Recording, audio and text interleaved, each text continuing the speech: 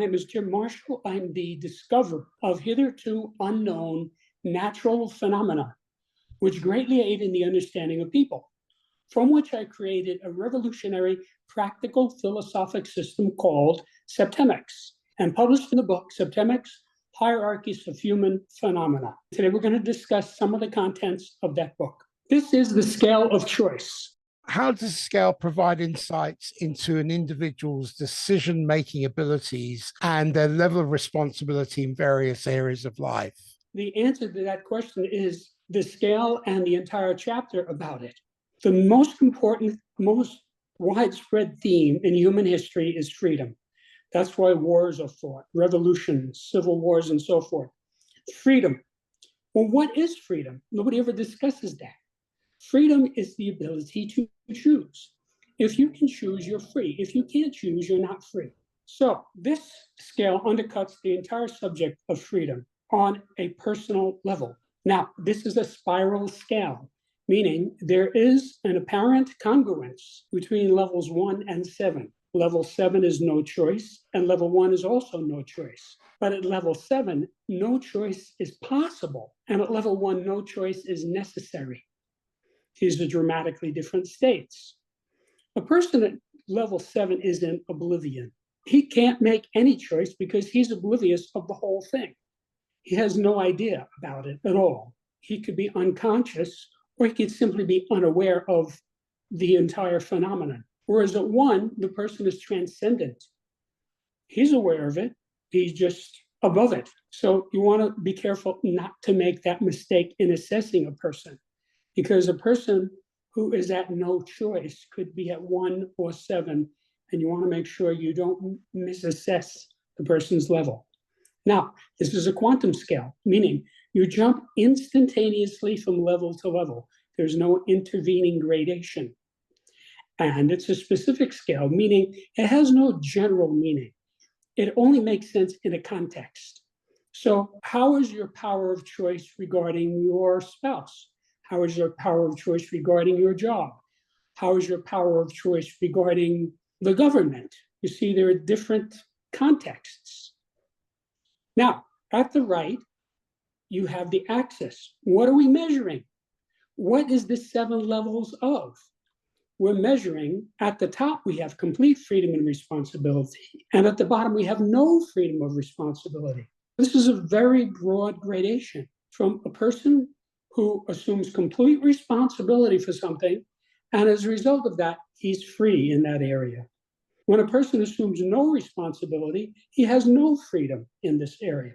So this tells you how to make yourself free by assuming responsibility. Now, people tend to run away from responsibility, and in so doing, undermine one's own power of choice.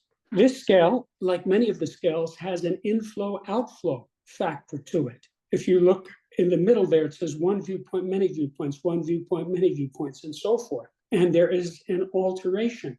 And that is similar to inflow-outflow, which we see on many scales. Now, when a person is at level 7, he has one viewpoint, and that viewpoint is no choice is possible. He's oblivious. He does not have a clue. He doesn't know what's going on. So you say to somebody, who are you voting for in the election? He says, you mean there's an election going on? He's oblivious of the election. He doesn't even know there's an election. That's it. That's the viewpoint. Are there any other implications that this might have in their engagement in civic or social matters? Are there any real-world examples of people at this level? A person who's very downscale is probably not going to involve himself in voting and politics and that sort of thing. He's too far downscale. He's oblivious of it. If you have a guy who's, let's say, a heroin addict who doesn't have money to pay his rent, he's in terrible shape. He doesn't have a clue what's going on as far as an election. His only viewpoint is, I need more heroin. That's it. That's his only viewpoint. Now, when you go up from that, if you were to improve this person up a level, he would come up to collectivism.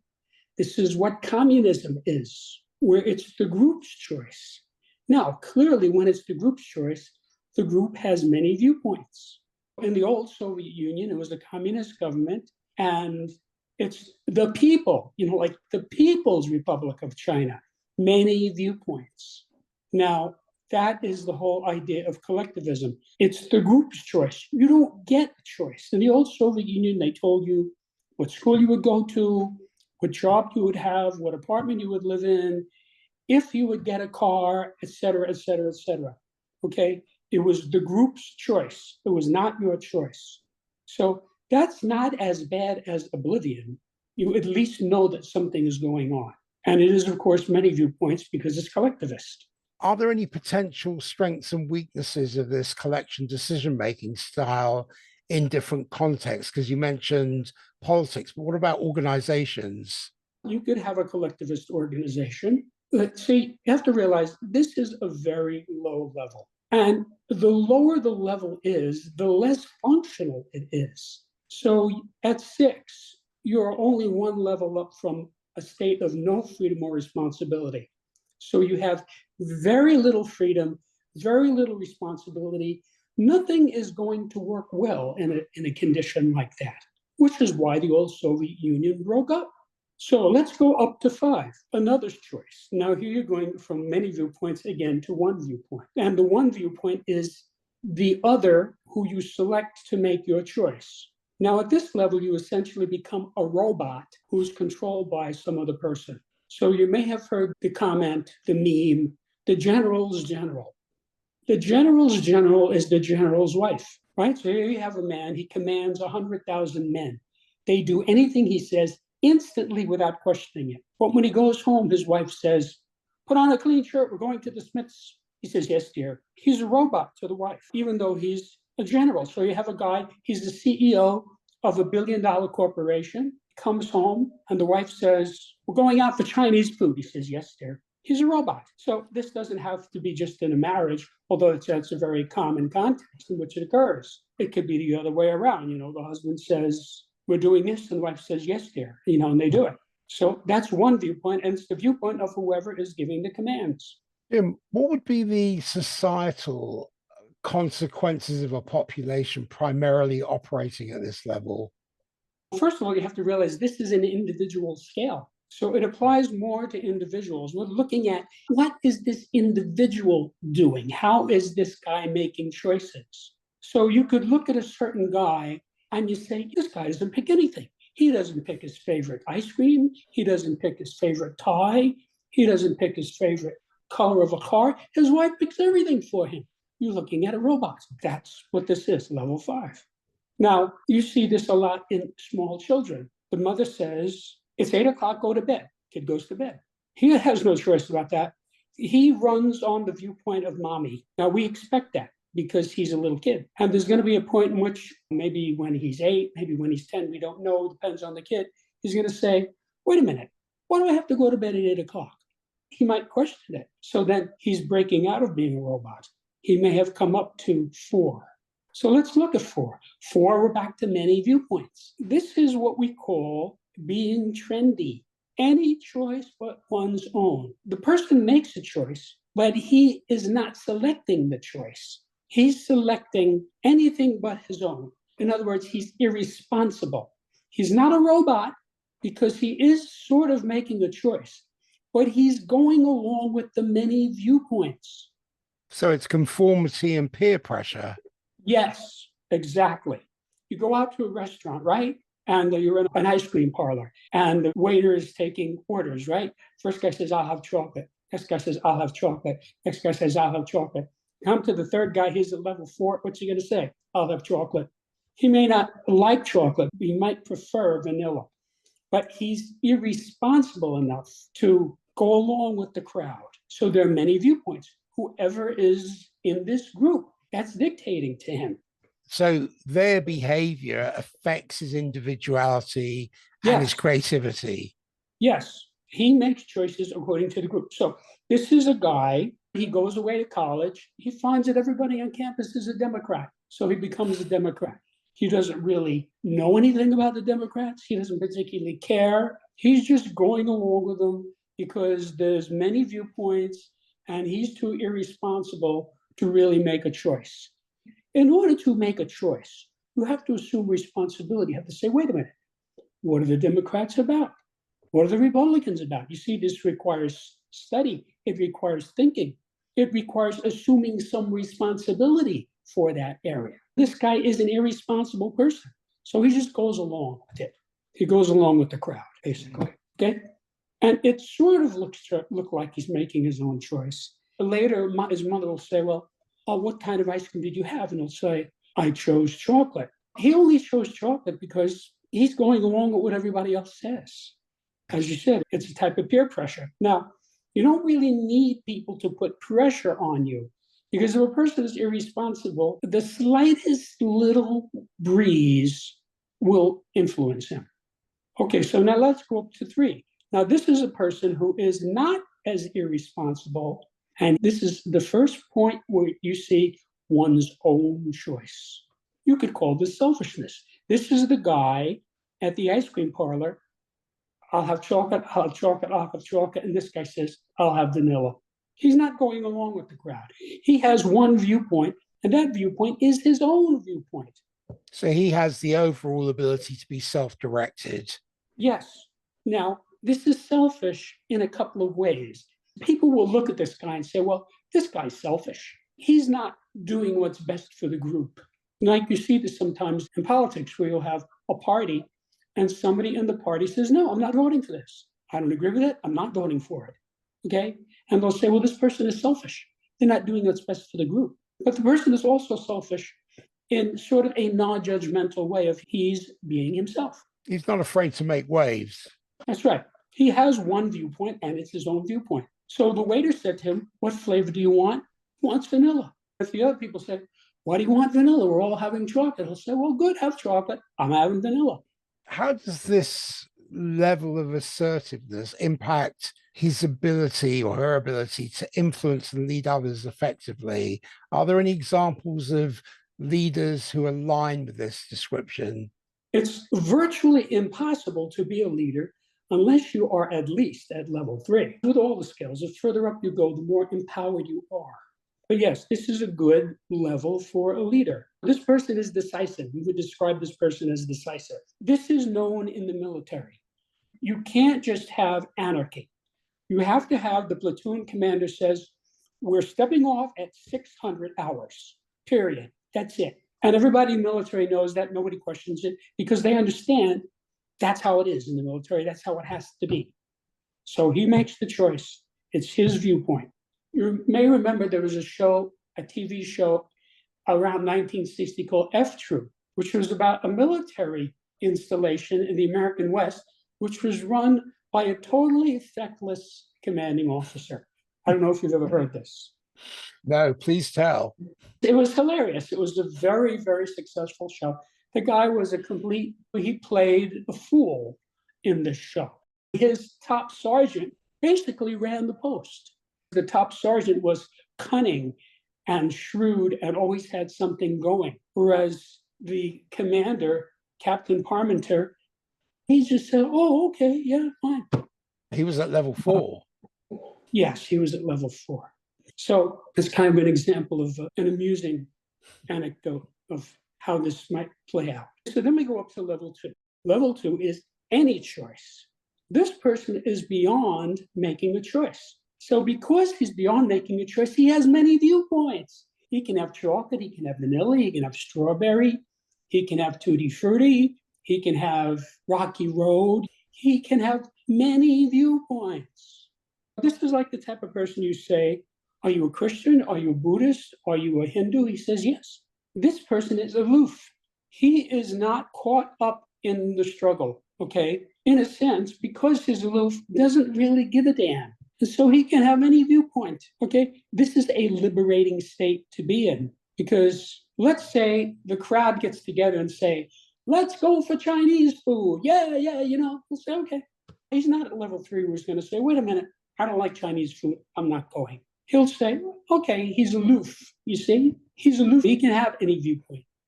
He may not even eat anything. He may just drink the tea. He's aloof from this struggle. So is that level characterized more by objectivity and clear perception and detachment? Because I'm just thinking judges or executives or arbiters where there's an impartiality and a broad perspective. Would that be Yes, right in characterizing that level? yes, a good judge comes to the case at level 2, any choice. He has no preconception. He's going to hear what the plaintiff says. He's going to hear what the defendant says. He's going to look at the evidence. He's going to use the rules of evidence. And he's going to run an orderly trial. And then at the end, if there's a jury, he instructs the jury, And so that's good jurisprudence, as opposed to when you have a judge who has an axe to grind and he already knows how this is going to go. He doesn't like this defendant and he's got it in for him for whatever reason. That's not what justice is supposed to be. Justice is shown to be a lady with a blindfold on holding a scale, right? Obviously, if the person's at level 3, he's not at that. You want to come to the case at level 2 with aloofness. Okay, you know the law, they're going to tell you the facts, and if you have to make a decision, meaning there's no jury, you do. So then up from level 2 is level 1, which is no choice necessary. This person is not merely aloof. This person is transcendent. A quick question that's come up in my mind. How can we tell the difference between apathy and transcendence? Let me answer that. Yeah. I can give you a quick answer. So that's the first thing I said. This is a spiral scale. The apathetic person is at level 7, and the informed, enlightened person is at level 1. These are very different levels. So you look at the person, you observe the person. Is this person apathetic or is this person transcendent? If you look at the Maharishi Mahesh Yogi, or you look at Paramahansa Yogananda, these are great gurus. These are transcendent persons, persons of enlightenment. They don't have to make a choice. They have one foot in a higher plane of reality already. Even in their mind, they don't make a choice. They don't choose between the Democrats and the Republicans. It's not necessary for them. A transcendent person is, transcend means go beyond. They're beyond this issue. Sometimes you'll have bees go to war with wasps. That's not uncommon in nature, right? So what do I care about the bees and the wasps, right? Relative to that conflict, to those bees and those wasps, that is the compelling event of the day. To me, I'm transcendent. I don't care who wins that battle. They're not in my house, and I don't have to make a choice. How might this freedom manifest in thinking? Oh, it manifests spectacularly. You see, a person who is enlightened, a person who is self-realized, will not be concerned about the events of the day because he's transcendent. So he knows that in a few years, his body's going to stop working and he's going to go into a higher plane of reality. So all of this is trivial to him. It's a tempest in a teapot. Are there ways to encourage individuals to move up the scale of choice and become more responsible and proactive decision makers? Yes, you find yourself on the scale, okay? When you find your level, you then target yourself for the next level up, and you will be able to get to that. So let's say a guy comes to the realization that he's a robot of his wife. His wife is pushing him around all the time, telling him what to do. So he decides, I'm not doing that anymore. Now he goes up to level 4. He's not a robot to her anymore. He's just a guy who goes along with the crowd, which is a different thing. You can't expect him to jump to being level 3. That's not going to happen because it's never possible to skip a level. You always have to go through a level. So if you're at 5, you can either go to 4 if you improve or 6 if you decay. Those are the only possibilities. Where do we operate as individuals on this scale? Because it seems to me that it looks like we operate at 4, 5, and possibly 6. Let me say this. As with all of the scales, there's a kind of a bell curve where you have most of the people near the middle, and you have very few people at the end. And as I have said repeatedly, most people have trouble even understanding the extremes. Most people can't. What do you mean, no choice possible? It's too low for them to grasp. Or, what do you mean, no choice necessary? That doesn't make any sense to me. It's too far above the person's reality to grasp. So that happens a lot. Demographically, it doesn't really matter because this is an individual scale and it's context driven. Right. So this helps you to make choices. You want somebody who's in the upper reaches of the scale relative to this context. So let's say you're a fashion coordinator, right? And you're trying to dress this actor or actress for a movie. That's your job. You're paid a lot of money to say, this guy should wear a gray suit, okay? That's what you get paid for. Meanwhile, this guy's a robot, his manager. He does anything his manager says, okay? That's a problem. You can't have the manager coming in and say, no, oh no, I never dressed my man in gray, okay? That screws up the movie. You have to have the fashion director say, no, I'm in charge here. I decide what everybody wears. If this guy is telling you, oh no, I don't want to wear gray because my manager said I don't look good in it. See, that's a problem. That guy's down at level 5. So you have to try to get somebody who is appropriate. And I talked about the military. If you have a military commander, and you have to realize in the military, you have a chain of command, which, for example, in England, it goes from the king all the way down to a private. Every person, except for the private, every person in this chain of command, which is the overwhelming majority, has some command over somebody else.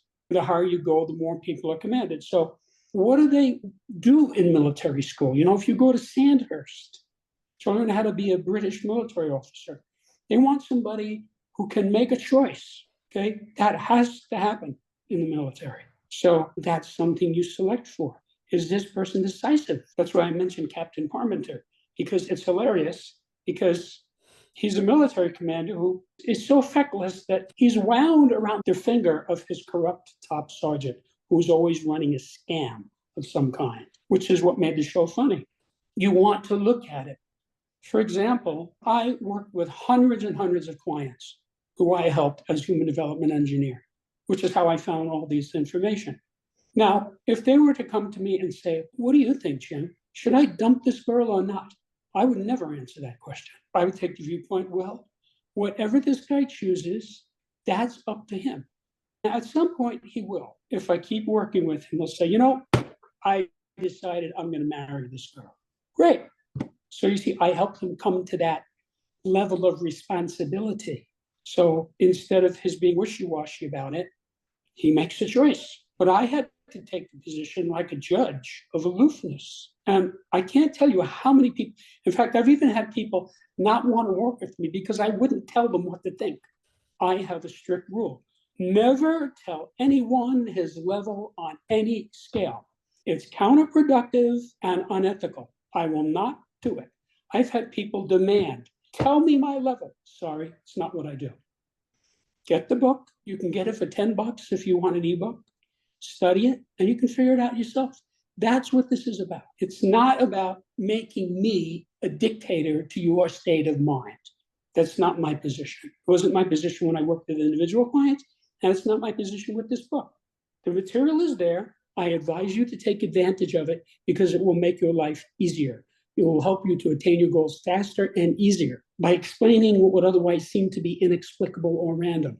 And that is what this scale does. On the area of choice, it gets you to see where you are in that context. And you might say, I can see that I'm very decisive in business, but when it comes to my spouse, I'm not decisive at all. See, that might be a realization of this guy. So he might realize that he's taking a many viewpoints position. He's just going along. It's not that he's a robot, but he doesn't allow his own individuality to come out. If you say to him, what type of food would you like to have tonight? Chinese, Italian, or whatever. He'll say, well, what do you think? See, he's at 4. If he's at 3, he'll say, I'd like Italian. That doesn't mean he's going to enforce it on you. The other guy might say, well, you know, I'm tired of Italian food. Let's go for delicatessen. And say, okay, you can go along with it, even though you have a choice, because you're a congenial person.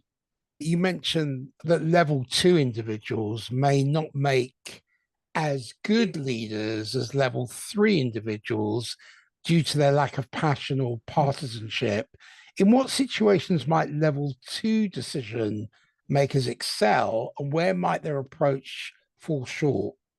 If you're a facilitator or a therapist or a counselor, you want to be at level 2. Like I said, my clients would come into me, I'd be at level 2. I was aloof from whatever was going on. 95% of the time, I could see exactly what was going on with this person. I knew exactly what choice to make, and I would never say it. I would allow him to come to it himself. So that, like, you have a guy, every month he's struggling to make his payment on the $1,000 a month payment on the Cadillac. I'm working with him. One day says, you know what? I don't need to do this. I can get a Ford for $400 a month. I say, okay, very good. See, I already knew that, but I'm not going to say that. It's not my job. I allow him to figure out what's going on his own self-determinism, which is what this scale is. It's about your own self-determinism. Are you deciding what's going on in your life, or are you not? And it's not a binary choice. There's 7 levels. So a person who's at level 1, he doesn't really care. Like, very often the Christians, they would be herded into the Colosseum to be crucified or fed to the lions or whatever, And those people were mostly transcendent people, because the ones who weren't would deny it. Oh, no, I'm not a Christian, which is what the Romans wanted. They wanted them to recant. And so just like people in the Inquisition said, no, this is what I believe. Okay, well, we're going to burn you at the stake. Okay, see, that's a person, he's not going to have his power of choice undermined by somebody. So this is integrity comes in here. So at the top of the scale, you have integrity, and at the bottom, you have a lack of integrity. So if you're in a collectivist system and you have integrity, like Solzhenitsyn, you're in for a difficult time. They want you to shut up and say, yes, sir. Similarly in the military, if you get drafted into the military, you don't get to make a choice. They tell you what time to get up, what time we're going to have breakfast, what clothes to wear, what we're going to do today. When the platoon commander says, we are going to take that machine gun nest out, you say, yes, sir, that's it. And if you refuse, you can be shot for disobeying a command in combat. It depends on the application, what you're looking for in a person. Now, there are some people who want a yes man. I'm sure you've heard of this. You have politicians are surrounded by people who say, yes, Senator, yes, Senator. What do you think I should do, Smith? Oh, well, I thought your idea was very good, Senator. Yes, man. So now there are some people, one of them was Jack Kennedy. He wanted to hear other viewpoints. He hired Mort Saul to write jokes for him. And he wanted Saul to tell him what he really thought. And Saul did. And if you know Mort Saul, he's the type of guy, he's going to tell you what he thinks. And Jack Kennedy liked that. Doesn't necessarily mean he did what Saul suggested, but he wanted to hear it. He didn't want another yes man, as opposed to tyrannical types. If you contradict them, they have you shot. To encapsulate everything we've been talking about, for listeners or viewers, how does understanding this spectrum of engagement from level 7 to level 1 help us better comprehend human behavior and decision making in various areas of life? Could you re-emphasize that? Yes, this is different depending on whether it's relating to yourself or another. If it's yourself, needless to say, you want to be as close to complete freedom and responsibility as possible. Nobody wants to be in a state of no freedom or responsibility. You find your level, whatever that is. It doesn't mean you have to tell anybody. And then you target yourself to move up one level, and you will be able to do that. And then you have more freedom because you're more responsible. And you do that all the way up the scale. Now, if you're talking about other people, then it becomes, you could help somebody. Let's say you have your son is being twisted around the little finger of every pretty girl that comes by, right? This is not a good state. So you show him this. You say, okay, so regarding these various girls who are all telling you what to do, where are you on the scale? What is your power of choice? Okay, are you going on another's choice? Is this simply any choice but your own? See, and he will get it. He'll say, Well, yeah, I can see that I'm just being a robot to them. Okay, well, then maybe you should move yourself up to a higher level, which is any choice but one's own. So you're not being a robot anymore. You're just conformist. See, that's not as bad as being a robot. When you're a robot, you're sort of led around by the nose. They put a ring in the nose of a bull so you can lead him around, right? And that's what many pretty women do to many men. So do you want that? So if a person spots it and sees that, that explains, oh, I see, I'm letting all these women lead me around by the nose. I'm not doing that anymore. See? And he'll go up to 4, where he's kind of somewhat irresponsible, but he's not being a robot anymore. You see, that's an improvement. You could counsel somebody and move him up, get him out of a stuck position. Oh, well, let's say you have a guy, he's really caught up in politics, okay? Level 3, one's own choice, okay? Now, that could be detrimental to him. He could be a nervous wreck because he's worried about what's going to happen in the election. So you might get him to see there's another way to look at this. If you are aloof about it and you can choose anything, then you're not going to have all the stress. And he might come to a higher level. You can catch yourself at a level and say, oh, this is not so good, and move yourself up to the next level up. And you will be able to do that. If you're at 4 and you try to go to 1 or 2, you will fail because it's too steep a gradient. If you try to go to 3, you will succeed if you make a serious effort. Now, what that means, serious effort, is a tremendous variable. Some people can do it in an hour, some people it takes a year. The point is you're improving yourself. And this is true for all of the scales. That is why this is so valuable to people. It allows the person to see where he is and move himself to a higher level. Or to see where, for example, the spouse is and help her move to a higher level. You don't tell her where she is, you show her the scale. And you say to her, you don't have to tell me, but for yourself, where are you on this? See, the person spots it, and then you say, okay, why don't you move up to the next higher level? There you'll have more freedom because you're being more responsible. See, this shows you that the pathway to freedom is responsibility. When you shirk freedom, you become less free. This is counterintuitive for many people. People say, oh, I'm not going to deal with it. They just shirk it. They throw up their shoulders. And that is not a good thing. If you want to have freedom, you have to be responsible. The guy in the ice cream parlor who says, I'm going to have vanilla, that's what he wants. He's going to be happy because he's getting what he wants. Everybody else has chocolate, that's fine. He doesn't care that they're having chocolate. They don't have to have it. He has his own thing. That's what he's going to do. You've got truth and responsibility and blame and avoidance. And many people who do throw their arms up go into that blame and avoidance as distinct from truth and responsibility. Yes. I don't think most people understand that freedom and responsibility come and go together. Oh, you don't like your tyrannical government? Assume responsibility. Give money to a Democratic candidate, Democratic small d, somebody who's against the tyranny. Work for that person to assume responsibility, get that person in government. By assuming responsibility, you become more free because you're not just saying, there's nothing I can do about it. I'm not responsible for this. Like the vast majority of people in the United States don't vote. So they're just irresponsible. It's a similar situation here, Jim. Right. But that's probably true in many countries. People, for whatever, they're just low on this scale. For example, if the boss is telling you what to do all the time, you're a robot to the boss, there's no freedom in that. If you're in the mafia and you have a captain, the captain says, you're going to murder this guy, okay? You don't have a choice.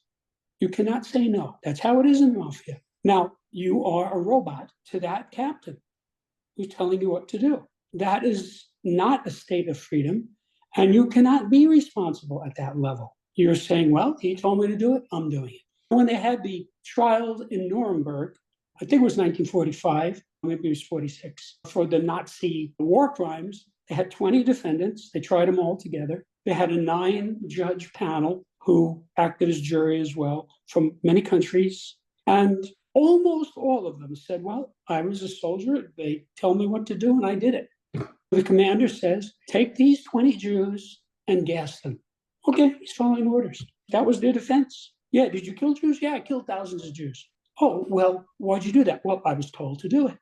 See, the person was a robot. Now, that's what the Nazis want. You do what we tell you or we kill you. That's what fascism is, or Nazism. What I love about this scale is that it shows the benefits and the drawbacks at the extremes of the spectrum, whether you're in complete disengagement or transcendence, as opposed to the common middle levels of engagement. Yes. So all of these scales, go to extreme levels. There's an extreme at both ends. And as I said, most people have some difficulty understanding the extremes. You have to realize that every person is at some level on every scale. So regarding every context on your life, you are somewhere on this scale. Regarding your marriage, you're someplace on this scale. Regarding your job, you're someplace on this scale. Regarding your bowling team, you're someplace on this scale. And so you can look at this and you can analyze, why am I so unhappy? Of course I'm unhappy. Every day I do everything my wife tells me to do. I'm not doing that anymore. You see, you go up to 4. So you're still irresponsible, but you're not a robot. Now, is it possible to then go to number 3? Yes, but you have to go to number 3 from number 4. How quickly this occurs, as I said, is a wild variable. It depends on the person. So I would get my clients in, and because they're working with me and I know what I'm doing, I would guide the person without telling him anything, any one of these scales, okay? And I would see the person go right up. So the person could come into the session at 5 and leave the session at 3. He moved to 4, and then we kept working on it, and he moved to 3. So now he has a completely different viewpoint. For someone presenting with a variety of issues, do you tend to bring together a few of the scales, or do you just work solidly with one scale? First of all, as regards the use of Septemics, all I would do is a person has some situation. I select a scale that I think would fit. I'd say, look at this scale. Okay, does this make sense in the context that you're dealing? Let's say the guy is worried about his business. So I might show him the scale of management. Oh, there's a scale of management. Yeah, I can use some help, you see, and he'll look at it and he'll have realizations and he'll go off and do better in his business. So that's how I use this. Right. As far as my work as a human development engineer, it's much more specific. It's very precise because I use biofeedback.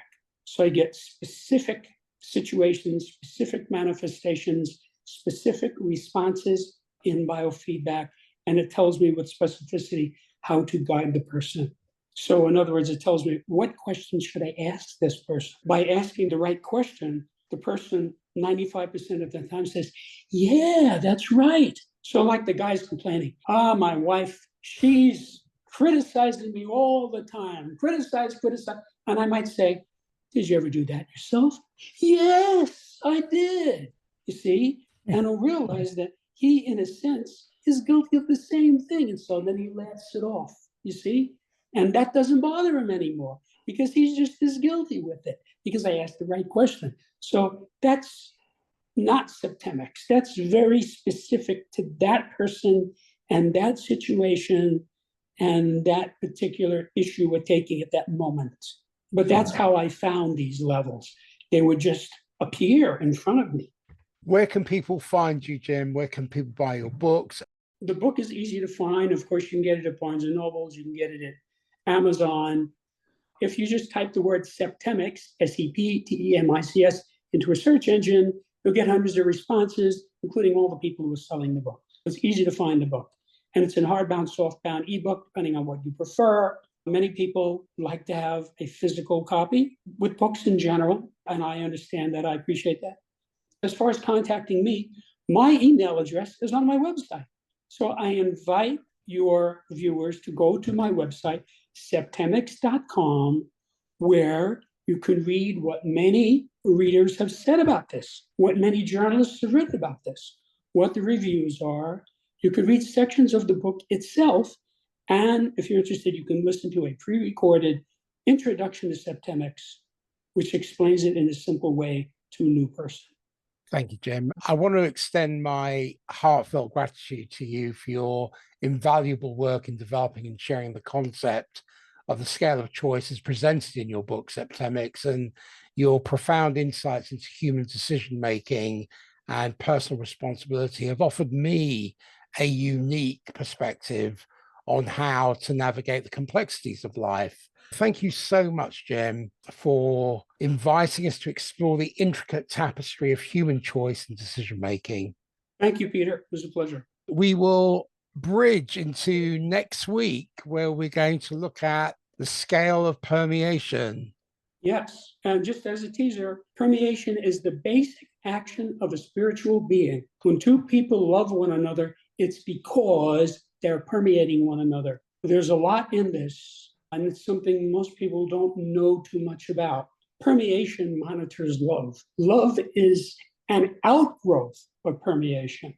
Love and hate both. When there's permeation, there's love, and when there's no permeation, there's hatred. So this is a big issue.